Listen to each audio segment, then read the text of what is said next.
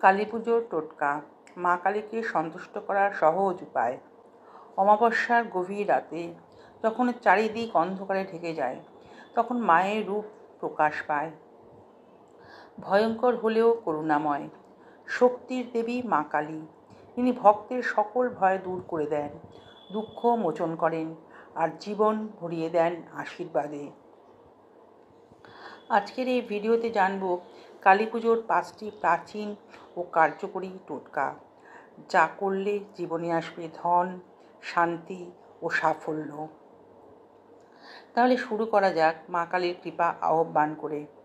যদি অর্থকষ্ট বা ব্যবসায় ক্ষতি হয়, তবে কালী পুজোর রাতে এই টোটকা করুন। একটি কালো কাপড়ে নিন 5টি গোটা লাল মরিচ, 7টি কালো তিল আর একটি তামার মুদ্রা।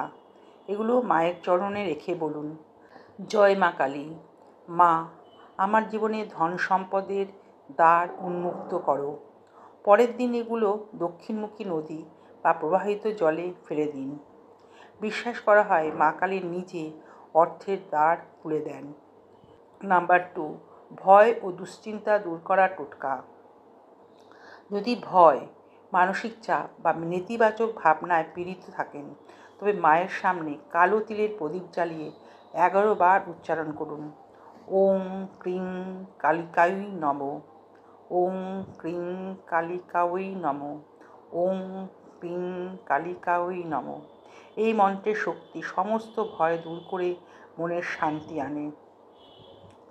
নাম্বার 3, শত্রু নিপাতের টোটকা।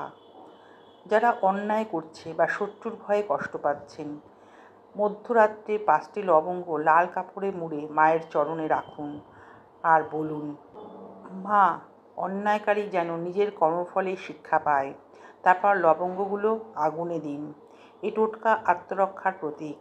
মা আপনাকে অন্যায়ের হাত থেকে রক্ষা করবেন। নাম্বার 4, প্রেম ও পারিবারিক শান্তির টোটকা।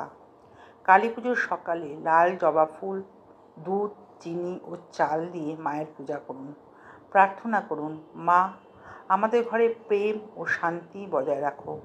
তারপর সেই প্রসাদ সবার মাঝে ভাগ করুন।